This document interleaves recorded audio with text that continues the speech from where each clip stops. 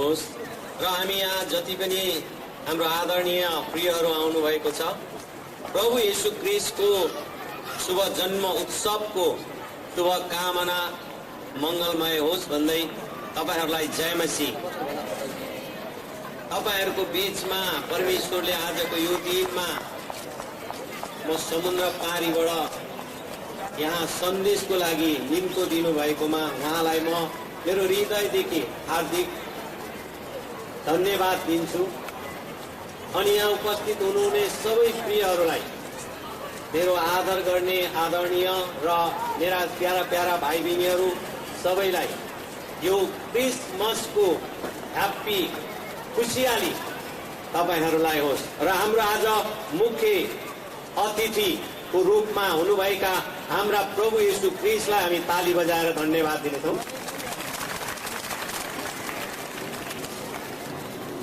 हामीले यहाँनिर लुका रचित सुसमाचार 2 अध्यायको 10 पदमा एउटा रमाइलो कुराहरू हेरेर हामीले हेर्दै गरेको नडराओ भन्ने शब्दलाई हामी त्यसै खण्डलाई लिएर आज बातचित गर्नेछौँ। धेरै वर्ष अगाडि धेरै वर्ष अगाडि परम प्रभु परमेश्वरले मानिसहरूलाई बनाउने एउटा निर्णय गर्नुभयो। अनि त्यो निर्णयको विषयमा परम प्रभुले हामी मानिस जातिहरूलाई बनाउन भन्दा पहिला एउटा योजना, जुन योजना आज हामीले देख्न पायौं, त्यो चाहिँ थियो उत्पत्तिको पुस्तक अथवा उत्पत्ति सुरुवातमा 1 अध्यायको 26 पदमा म पढ्दैछु। फेरि परमेश्वरले भन्नुभयो, मानिसहरूलाई आफ्नै स्वरूपमा हाम्रै प्रतिरूपमा बनाऊ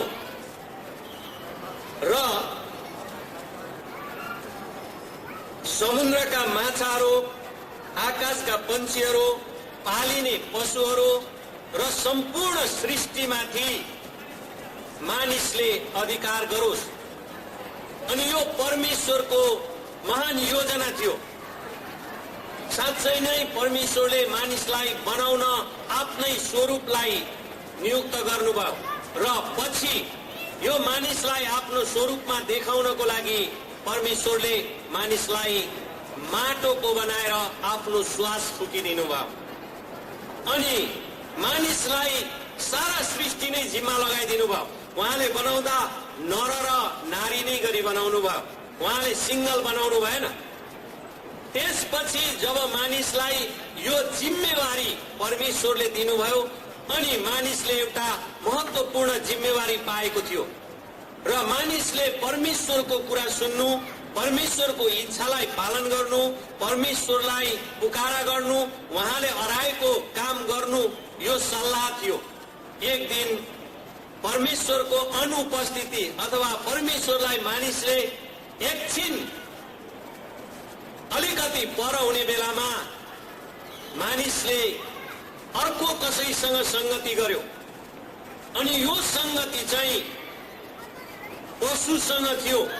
उत्पत्ति 3को 1 मा भनिएको छ, यहाँ सबैभन्दा धूर्त शक्ति भएको सर्प उससित मानिसको संगति भयो। यहाँ आदान प्रदान भयो, भेटघाट भयो। अनि मानिसलाई उसले हेर्यो। मानिस परमेश्वरको स्वरूपमा बनिएको छ, परमेश्वर जस्तै छ, एकदम दुरुस्तै छ। तर अब यो मानिसलाई मैले कसरी बिगार्ने होला? यो त परमेश्वर जस्तै देखिन्छ, परमेश्वरको स्वभावमा छ, परमेश्वरको इच्छा योजना यो भित्र छ। अब मैले यसलाई कसरी चाहिँ बिगार्ने होला भनेर उसले उपायहरू खोज्न थाल्यो। अनि परमेश्वरले बनाउनु भएको नर नारी दुईटै त्यस बगानमा त्यो ठुलो भिडमा थिए। अनि यो भिड परमेश्वरको सृष्टि थियो। यो भिडबाट परमेश्वरले उसलाई नियुक्ति गर्नुभएको थियो। पहिलो राजा पनि थियो। तर दुःख लाग्दो कुरा, उसले आफू को हुँ भनेर चिन्न सकेन। उसले परमेश्वरको आफू स्वरूप हुँ भनेर उसले आफूलाई देख्न सकेन। अनि अचानक मानिस पशुको सल्लाहमा आयो र पशुको सल्लाहमा आएर परमेश्वरलाई छोड्ने बित्तिकै यही उसको रेखा आउट, ऊ आउट भयो। आउटलाई मर्नु भन्छ। परमेश्वरले तिमी यो रेखाबाट अथवा तिमीले मेरो इच्छाबाट बाहिरको कुरा गर्यो भने तिमी मर्नेछौ भनेर परमेश्वरको सल्लाह थियो। यो सल्लाह उसले बिर्सियो। त्यसै कारण मानिस पापको अधीनतामा आयो। यो पापले मानिसलाई मृत्युमा बेचिदियो। बिचरा मानिस दिन प्रतिदिन मर्दै गयो, मर्दै गयो, मर्दै गयो। तर दयालु परमेश्वरले मानिसलाई यस्तो हुन दिनु भएन। मानिसको प्रति परमेश्वरले एउटा योजना बनाउनु भयो अनि मानिसलाई फर्काउनको लागि धेरै धेरै धेरै धेरै चीजहरू पठाउनु भयो, जसलाई हामी धेरै चीजहरू देख्दछौँ तर मानिसलाई फर्काउन सकेन। कुनै पनि पशु मानिसको लागि वापसी दिने स्रोत बन्न सकेन। हात्ती आए, शेर आए, धेरै यस्ता जानवरहरू आए, चराचुरुङ्गीहरू आए, माछाहरू आए। उनीहरूलाई हेरेर मानिसले आहा त भन्यो तर फर्कन सकेन। दुःख लाग्दो कुरो भयो। अनि परमेश्वर चाहिँ मानिसलाई उसको स्वरूपमा अथवा परमेश्वरको स्वरूपमा फर्कियोस् भनेर इच्छा गर्नुहुन्थ्यो। अन्तमा परमेश्वरले एउटा निर्णय गर्नुभयो। अब मानिसलाई कसरी फर्काउने होला? म अर्को मानिस पनि बनाउन सक्दिनँ, किनभने मैले एकपल्ट मानिसलाई बनाइसकेँ। मैले एकपल्ट बनाइदिएको कुरो म फेरि त्यसलाई दोस्रो निर्माण गर्न उचित हुँदैन। त्यसैले परमेश्वरले एउटा योजना बनाउनु भयो। अनि यो योजना चाहिँ परमेश्वरको आफ्नो योजना थियो। यस योजनामा भएर परमेश्वरले आजभन्दा 2000 वर्ष पहिला एउटा ठिक मानिस चाहिँ उस्तै बनाउनु भयो। त्योभन्दा कुनै पनि भिन्नतामा बनाउनु भएन। अनि यो भिन्नतामा नबनिएको मानिस चाहिँ मानिसले हेर्दा उस्तै अनि सबै कुरामा मानिस जस्तै बोल्ने, मानिस जस्तै खाने, मानिस जस्तै स्वभाव भएको, तर उनी चाहिँ ईश्वर पनि थिए। यो ईश्वरत्व उहाँसँग छ भनेर कसैलाई पनि थाहा थिएन। तर परमेश्वरले धेरै मानिसहरूलाई यो सल्लाह दिनुभयो। हाम्रै शास्त्रहरूले पनि बेला बेलामा यसलाई भन्ने गर्दछन्। मानिसको खोज सत्यतामा थियो। यो यजुर्वेदमा पाइन्छ। सत्य खोज्दा खोज्दा खोज्दा मान्छे धेरै टाढो पुग्यो तर सत्य भेट्टाउन सकेन। उसले त्यहाँ भएका आकृतिहरू भेट्टायो, आफ्ना स्वरूपमा कसैलाई पनि भेट्टाउन सकेन। मानिस आफ्नो स्वरूप ईश्वरलाई खोज्दै हिँड्यो। ईश्वर को हुनुहुन्छ होला, कहाँ हुनुहुन्छ होला, कसरी भेटिनुहुन्छ होला भन्दा अचानक यो 2000 वर्ष पहिले एकजना व्यक्तिको जन्म भयो। अहिले हामी नृत्यमा हेर्दै थियौँ। एकजना व्यक्तिको जन्ममा स्वर्गदूतहरू रमाइराखेका थिए। अनन्त योजनाहरू थियो। आजसम्म यस्तो जन्म कसैको पनि भएको कसैलाई पनि थाहा छैन। अनि कुनै शास्त्रले पनि यस्तो जन्मको बारेमा बताउन मुस्किल परिराखेको छ। मानिसले दिन प्रतिदिन खोजिराखेका छन् तर पवित्र शास्त्र बाइबलले यसलाई उहाँ जन्मनु भएको बारेमा यहाँ लुका 2:10 पदमा बयान गर्दछ। नडराऊ। अनि हामी किन नडराउने? किनभने यहाँ लेखिएको छ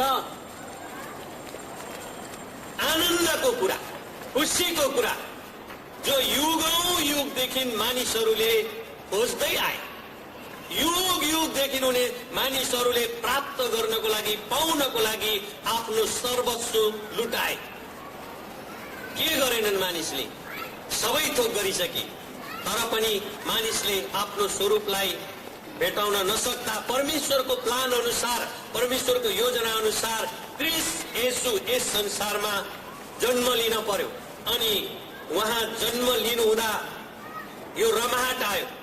पहिला पल्ट यहाँ नडराऊ भन्ने शब्द है हामी सारा पृथ्वीका मानिसहरूलाई बिल्कुल प्रतिकूल डरबाट आजादी हुने शब्द हामी पाउँदछौँ। अनि दोस्रो कुरा, खुसीको खबर, खुसीको कुरा, रमाउने कुरा, आनन्द हुने कुरा।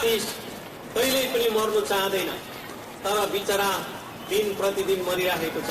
मानिस दोषी हुन चाहँदैन, आफूलाई दोष लागेको कहिल्यै मन पराउँदैन, तर दोषी भइराखेको छ।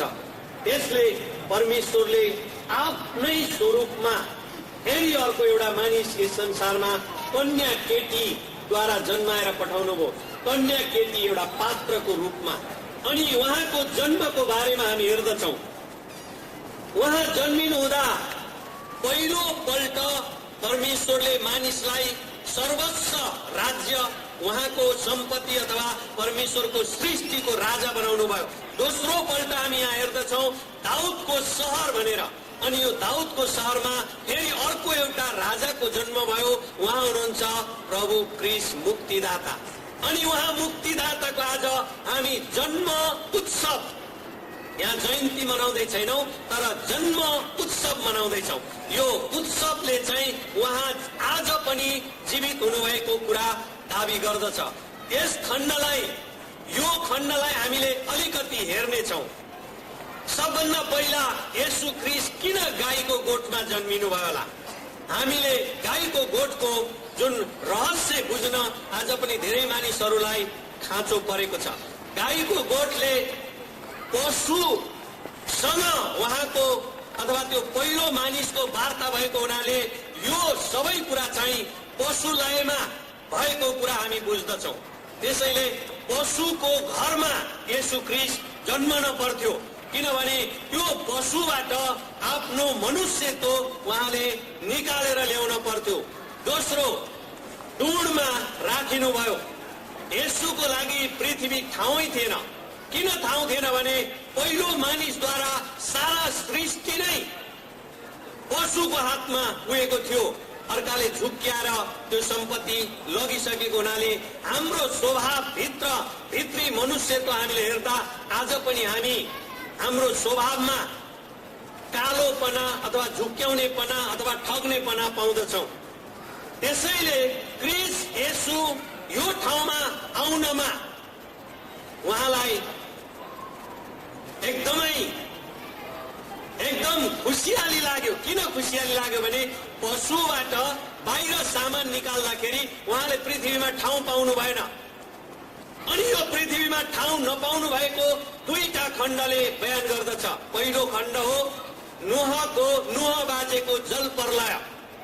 नोह बाजेका दिनमा अथवा नोहका दिनमा गोबर काठको एउटा ठुलो नाउ बनाएर परमेश्वरले सबै पृथ्वीका जीव जन्तु माछाहरू सहित लगाएर अनि मानिसलाई, एक जोडी मानिसलाई अथवा एउटा बुढाका 3 जना छोरा बुहारी र 2 जना बुढाबुढी 8 जनाको परिवार मात्रै बाँचेको थियो। तिनै परिवारका हामी शाखा सन्तानहरू हौं। र आज यहाँ उहाँलाई ढुँडमा राखियो भनेर यहाँ हामी देख्दछौँ। अनि उहाँ प्रमाणित हुनको लागि ढुँडमा पस्रनु भयो। अनि यो ढुँड चाहिँ के थियो त भन्दा त्यो ठुलो जल प्रलयबाट बचाइने एउटा नमुना थियो। आज हामी एउटा यस्तो भवसागर भन्छौँ जसलाई एउटा डुङ्गाको आवश्यक पर्छ, एउटा नाउको आवश्यक पर्छ। अनि यो नाउमा उहाँ जन्मिएर राखिनु भयो ताकि यसैद्वारा हाम्रो सुरक्षा होस्। अनि तेस्रो कुरा थियो उहाँलाई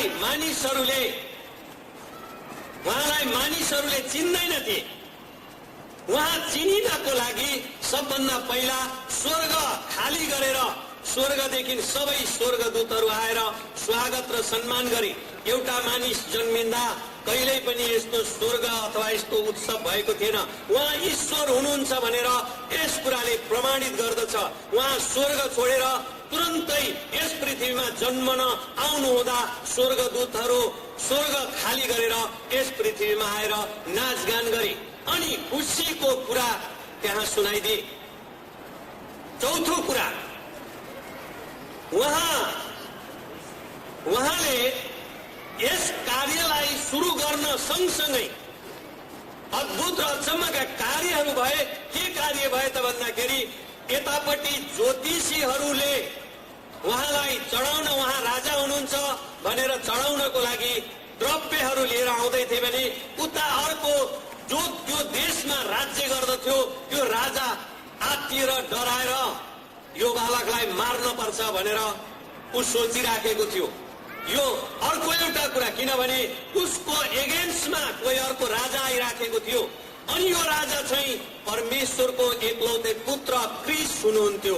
क्रिस्टको कारणले गर्दाखेरि उसलाई जीवनमा यति साह्रो डर लाग्यो, उसले या त म मर्न पर्छ या त त्यो राजा मर्न पर्छ, भर्खरै जन्मिँदै गरेको राजा मर्न पर्छ भनेर उसले मार्ने प्लान मात्र गरेन, तर त्यति बेला जन्मिएका बालकहरू करिब 1 वर्ष भित्रका बालकहरूलाई सबैलाई मारेर रमामा एउटा ठुलो दर्दनाक चित्कार भनेर सुनिएको छ।